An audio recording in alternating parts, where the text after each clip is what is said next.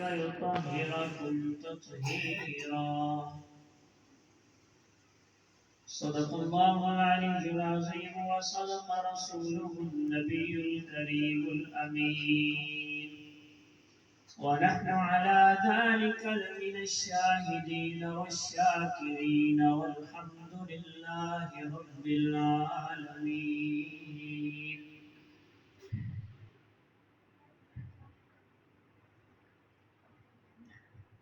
اثر کرے نہ کرے سن تو لے میری فریاد، اثر کرے نہ کرے سن تو لے میری فریاد، داد کا طالب نہیں یہ بندہ آزاد.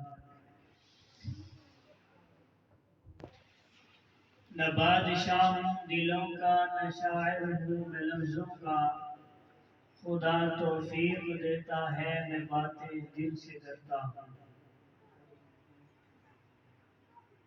عزیزان ملت، محترم مکرم غیور سنی بھائیوں، دوستوں، بزرگوں، جیسا کہ آپ حضرات کو معلوم ہے، ہمارے میزبان محترم مولانا محمد یاسر صاحب کی پرخلوص دعوت پر حاضری ہوگی. شاید انہوں نے بہت مبالغے سے کام لیا، نہ تو میں خطیب ہوں، نہ کوئی اتنا بڑا عالم ہوں، بس ایک ادنا سا طالب علم ہوں. اللہ تعالیٰ سے دعا کرتا ہوں کہ اللہ تعالیٰ مجھ ناچیز کو حق اور سچ بیان کرنے کی توفیق عطا فرمائے، اور اس کے بعد مجھے اور آپ کو حق سمجھنے اور اس کے بعد عمل پیرا ہونے کی توفیق نصیب فرمائے. سب کہہ دیجیے آمین. محترم دوستو، اللہ رب العزت نے رسول اکرم ساقی کوثر شافی محشر محبوب دو عالم خاتم النبیین صلی اللہ علیہ وسلم کو اس جہان میں آفتاب اور مہتاب بنا کر بھیجا. رسول اکرم صلی اللہ علیہ وسلم کی صحبت کے برکت سے صحابہ کرام رضوان اللہ علیہم اجمعین نے آپ کے سینہ اطہر سے وہ نور حاصل کیا اور آپ کے نور سے منور ہوئے، روشنی حاصل کی. کون سا نور حاصل کیا؟ توحید کا نور حاصل کیا. کون سا نور حاصل کیا؟ عظمت خداوندی کا نور حاصل کیا. صحابہ کرام نے نبوت سے کون سا نور حاصل کیا؟ خشیت الہی کا نور حاصل کیا. اور جب صحابہ کرام رضوان اللہ علیہم اجمعین کو یہ نور حاصل ہو گیا، ان کے دلوں میں ایک جذبہ پیدا ہوا. کون سا جذبہ؟ کہ رضائے الہی حاصل ہو جائے، کسی نہ کسی طرح اللہ رب العزت کی رضا حاصل کر لے. اور اس جذبے کو لے کر صحابہ کرام رضوان اللہ علیہم اجمعین آگے بڑھے اور بڑھتے چلے گئے.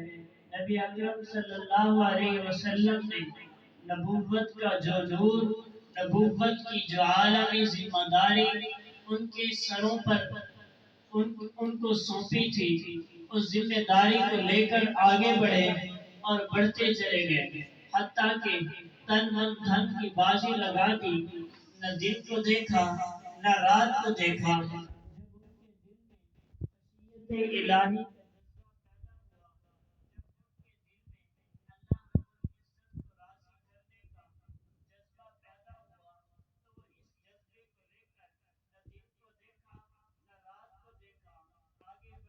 ان کا دن جہاد پہ گزرتا تھا اور رات مسلح پہ گزرتی تھی. دن جہاد پہ گزرتا تھا تو رات کو اللہ رب العزت کے دربار میں وہ رویا کرتے تھے. صحابہ کرام رضوان اللہ علیہم اجمعین نے اتنی قربانیاں دی، گویا کہ انہوں نے اپنی جان کو بھی اپنا نہ سمجھا۔ اللہ رب العزت اعلان فرماتے ہیں ان اللہ اشترى من المؤمنین انفسهم واموالهم بان لهم الجنہ، گویا کہ اللہ رب العزت نے صحابہ کی جانوں کو، صحابہ کے مالوں کو جنت کے بدلے میں خرید لیا ہے۔ انہوں نے اتنی قربانیاں دی کہ رب کو قرآن میں اعلان کرنا پڑا فَيَقْتُلُونَ وَيُقْتَلُونَ، کبھی وہ قتال کرتے ہیں، کبھی وہ قتل کیے جاتے ہیں، کبھی اللہ کے راستے میں لڑتے ہیں اور کبھی شہید ہو جاتے ہیں، اپنے بچوں کو یتیم کروا دیتے ہیں، اپنی بیویوں کو بیوہ کرا دیتے ہیں، لیکن محمد عربی صلی اللہ علیہ وسلم کے دین پر آنچ نہیں آنے دیتے۔ میرے دوستو، صحابہ کرام رضوان اللہ علیہ اجمعین کا مقام سمجھنا ہے تو ذرا اس بات پہ غور کیجئے، جب جنتی جنت میں چلے جائیں گے، اللہ رب العزت جنت کو 5 انعام عطا فرمائیں گے۔ 5 طرح کے انعامات میں سے ایک انعام یہ ہے کہ اللہ رب العزت اعلان فرمائیں گے اے جنتیوں، آج کے بعد میں تم سے راضی ہو گیا ہوں، اس کے بعد کبھی تم سے ناراض نہیں ہوگا۔ یہ کتنا بڑا مقام ہے کہ اللہ رب العزت کسی سے راضی ہو جائے اور پھر اس کے بعد کبھی ناراض نہ ہو۔ آج ہر بندہ یہی چاہتا ہے کہ مجھ سے میرا پروردگار راضی ہو جائے اور میرا اللہ مجھ سے ناراض نہ ہو۔ ہر بندے کی کوشش ہے، لیکن اہل جنت کو اللہ یہ مقام عطا فرمائیں گے اور جنت میں جانے کے کچھ ہی عرصہ بعد اعلان فرما دیں گے اے جنتیوں، آج کے دن میں تم سے راضی ہو گیا، اس کے بعد کبھی تم سے ناراض نہیں ہوگا۔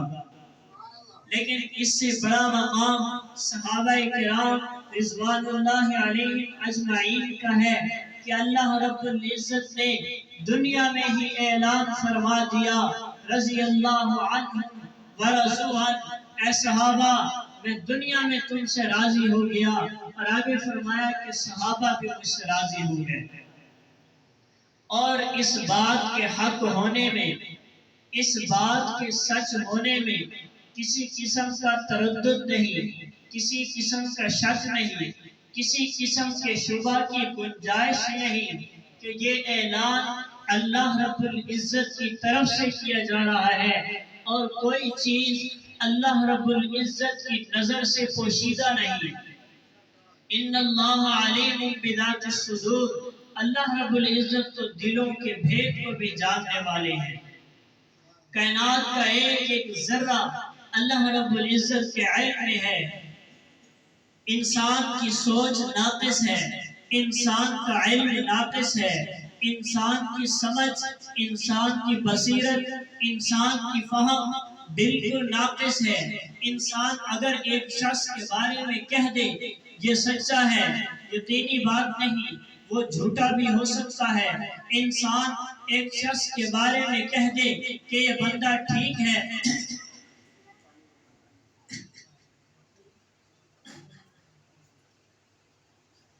انسان ایک شخص کے بارے میں کہہ سکتا ہے کہ یہ بندہ ٹھیک ہے لیکن وہ غلط ہو سکتا ہے۔ چلو مان لیں انسان کہے ایک شخص کے بارے میں وہ سچا ہے، وہ سچا بھی ہو، انسان کہے یہ نیک ہے، وہ نیک بھی ہو، انسان کہے یہ متقی ہے، وہ متقی بھی ہو، انسان کہے وہ پرہیزگار ہے، وہ پرہیزگار بھی ہو، لیکن یہ بات یقینی نہیں کہ وہ پرہیزگار رہے بھی صحیح۔ ہو سکتا ہے آج نیک ہے کل نیک نہ رہے، آج متقی ہے کل متقی نہ رہے، آج اس کے اعمال ٹھیک ہیں کل اس کے اعمال ٹھیک نہ رہے۔ لیکن اللہ رب العزت کے ہاں یہ بات نہیں، اللہ رب العزت تو پہلے سے بھی جانتے ہیں، پہلے سے ہی جانتے ہیں۔ اللہ رب العزت کے سامنے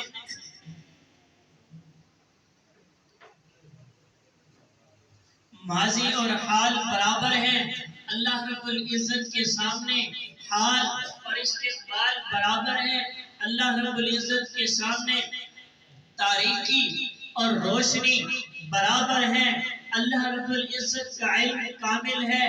تو اللہ رب العزت نے جب یہ فرما دیا رضی اللہ عنہم ورضوا عنہ، تو یہ ہو نہیں سکتا کہ اللہ رب العزت کسی غلط بات کی طرف انسانوں کی توجہ مبذول کر رہے ہوں۔ یقیناً اللہ رب العزت نے سچ فرمایا ہے۔ اس فقیہ العصر مفتی عبدالستار صاحب فرماتے ہیں اس آیت سے دو باتیں ثابت ہوتی ہیں۔ نمبر ایک، صحابہ کرام رضوان اللہ علیہم اجمعین کامل الایمان ہوئے۔ نمبر دو، صحابہ کا خاتمہ بھی ایمان پر ہوگا، کیونکہ اللہ رب العزت فرما رہے ہیں وَيُدْخِلُهُمْ جنات تجری من تحتها الانہار، اللہ رب العزت ان کو جنت میں داخل فرمائیں گے۔ یہ تو نہیں ہو سکتا کہ اللہ رب العزت کسی کے لیے جنت میں محل تیار کروائیں، اللہ رب العزت کسی کے لیے جنت میں باغات تیار کروائیں، اللہ رب العزت جنت میں کسی کے لیے طرح طرح کی نعمتیں تیار رکھیں اور وہ دنیا سے ایمان سے خالی ہو کر چلا جائے، العیاذ باللہ ایسا نہیں ہو سکتا۔ ورنہ لازم آئے گا کہ اللہ رب العزت نے کسی غلط بات کی خبر دی ہے، جبکہ یہ بات محال ہے، یہ ہو ہی نہیں سکتا کہ اللہ رب العزت کسی غلط بات کی خبر دے۔ ہم اہل سنت والجماعت ہیں، صحابہ کو بھی مانتے ہیں، اہل بیت کو بھی مانتے ہیں۔ اللہ رب العزت فرماتے ہیں انما یرید اللہ لیذہب عنکم الرجس اہل البیت ویطہرکم تطہیرا، کہ اللہ رب العزت اس آیت کا مطلب یہ ہے، اللہ رب العزت فرما رہے ہیں کہ میں نے یہ جو احکامات مقرر کیے ہیں، ان احکامات سے کسی قسم کی مشقت میں ڈالنا مقصود نہیں ہے، بلکہ مقصود یہ ہے اے اہل بیت، اللہ رب العزت تم سے گندگی کو دور کرنا چاہتے ہیں، اللہ رب العزت تم کو پاک کرنا چاہ رہے ہیں، اللہ رب العزت تم کو پاکیزہ کرنا چاہ رہے ہیں۔ اب ایک بات سمجھ لیں، اللہ رب العزت پاکیزہ کرنا چاہ رہے ہیں، اس کا مطلب یہ ہے کہ اللہ رب العزت نے صحابہ کو، ازواج کو، بنات کو اور اہل بیت کو گناہوں سے پاکیزہ کر دیا۔ کیا مطلب؟ وہ گناہوں سے محفوظ ہیں، اللہ رب العزت گناہوں سے ان کو محفوظ رکھیں گے۔ یہ مطلب نہیں کہ وہ معصوم ہیں، ان سے گناہ ہو ہی نہیں سکتا، کیونکہ معصوم عن الخطا، غلطیوں سے پاک ہونا، یہ صرف فرشتوں کی صفت ہے یا انبیاء کی صفت ہے۔ انبیاء سے اور فرشتوں سے کبھی گناہ نہیں ہو سکتا، لیکن صحابہ کرام محفوظ ہیں، اگر ان سے کوئی غلطی ہو جائے اللہ رب العزت معاف فرما دیتے ہیں، یعنی غلطی کرنے کے باوجود غلطی ان کے نامہ اعمال میں باقی نہیں رہتی، کیونکہ اللہ رب العزت نے فرما دیا رضی اللہ عنہم ورضوا عنہ، اللہ ان سے راضی ہو گیا، یہ بخشش کا اعلان ہے۔ جبکہ اللہ نے فرمایا اولئک کتب فی قلوبہم الایمان، اللہ رب العزت نے ایمان کو ان کے دلوں میں لکھ دیا ہے، ثابت کر دیا ہے، مضبوط کر دیا ہے۔ یہ کیسے ہو سکتا ہے کہ اللہ رب العزت کسی کے دل میں ایمان کو نقش کر دے، ایمان کو ثابت فرما دے، ایمان کو محفوظ فرما دے، پھر اس کے بعد کس کی جرت ہے کہ وہ ان کے دلوں سے ایمان کو کھینچ سکے، ایمان کو زائل کر سکے، ایمان کو ختم کر سکے؟ اس لیے ممکن ہی نہیں، کسی کی ہمت ہی نہیں کہ صحابہ کرام کے دلوں سے، اہل بیت کے دلوں سے ایمان کو ختم کیا جا سکے۔ بہرحال بات بہت دور نکل گئی۔ یہ آیت نازل ہوئی تو نبی اکرم صلی اللہ علیہ وسلم نے فرمایا کہ حضرت علی، فاطمہ اور حسن و حسین رضی اللہ عنہ فرمایا اے اللہ یہ میرے اہل بیت ہیں۔ حضور اکرم صلی اللہ علیہ وسلم حضرت ام سلمہ رضی اللہ عنہ کے گھر میں تشریف فرما تھے، یہ آیت نازل ہوئی، آپ نے یہ جملے ارشاد فرمائے تو انہوں نے سوال کر لیا یا رسول اللہ کیا میں آپ کے اہل بیت میں شامل نہیں ہوں؟ حضور اکرم صلی اللہ علیہ وسلم نے فرمایا کیوں نہیں، یعنی آپ بھی اہل بیت میں شامل ہیں۔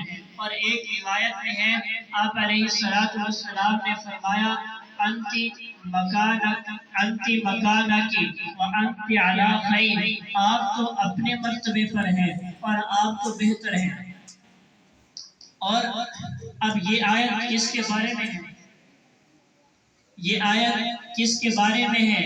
بعض حضرات نے کہا یہ آیت صرف ازواج مطہرات کے بارے میں ہے، کیونکہ اہل بیت کا اول ترین مصداق اہل بیت یعنی ازواج مطہرات ہوا کرتے ہیں۔ اور بعض حضرات نے فرمایا اس سے مراد اولاد اور حضرت حسن حسین وغیرہ رضی اللہ عنہ وہ بھی شامل ہیں، لیکن مفسرین کرام فرماتے ہیں تفسیر قرطبی میں لکھا ہے اس میں ازواج بھی شامل ہیں، اہل بیت بھی شامل ہیں، کیونکہ یہاں پر طلباء کرام توجہ فرمائیں گے، یہاں پر الفاظ ہیں یرید اللہ لیذھب عنکم الرجس، تم ضمیر یہ مذکر کی ہے، اگر صرف اہل بیت سے مراد ازواج ہوتے تو یہاں پر الفاظ ہوتے عنکن، لیکن کم ضمیر مذکر کی ہے اور مذکر کو مؤنث پر غلبہ دیا جاتا ہے، یعنی مذکر کو ترجیح دیتے ہوئے مؤنث کو ضمناً شامل کیا گیا ہے۔ خلاصہ کلام یہ ہوا کہ اس میں اہل بیت یعنی ازواج مطہرات بھی شامل ہیں، اور حضرت فاطمہ، حضرت علی، حضرت حسن، حضرت حسین رضی اللہ عنہ سب کہہ دیں رضی اللہ عنہ وہ بھی شامل ہیں، کیونکہ حدیث پاک میں آتا ہے جب یہ آیت نازل ہوئی تو نبی اکرم صلی اللہ علیہ وسلم نے فرمایا ایک چادر لی، ایک چادر میں حضرت علی کو بھی شامل فرمایا، حضرت فاطمہ کو بھی شامل فرمایا، اور حضرت حسن و حسین ان سب پر چادر ڈال کے فرمایا اللہم ہؤلاء اہل بیتی فاذھب عنہم الرجس، اللہ یہ میرے اہل بیت ہیں ان سے گندگی کو دور فرما دیجئے۔ جب اللہ نے یقیناً اللہ نے نبی اکرم صلی اللہ علیہ وسلم کی یہ دعا قبول فرمائی ہوگی، جب قبول فرمائی تو اللہ رب العزت نے صحابہ سے اہل بیت سے صحابہ اور اہل بیت سے گندگی کو دور کر دیا، نجاست کو دور کر دیا، گناہوں کو دور کر دیا۔ اب نہ صحابہ پر اعتراض ہو سکتا ہے نہ اہل بیت پر اعتراض ہو سکتا ہے۔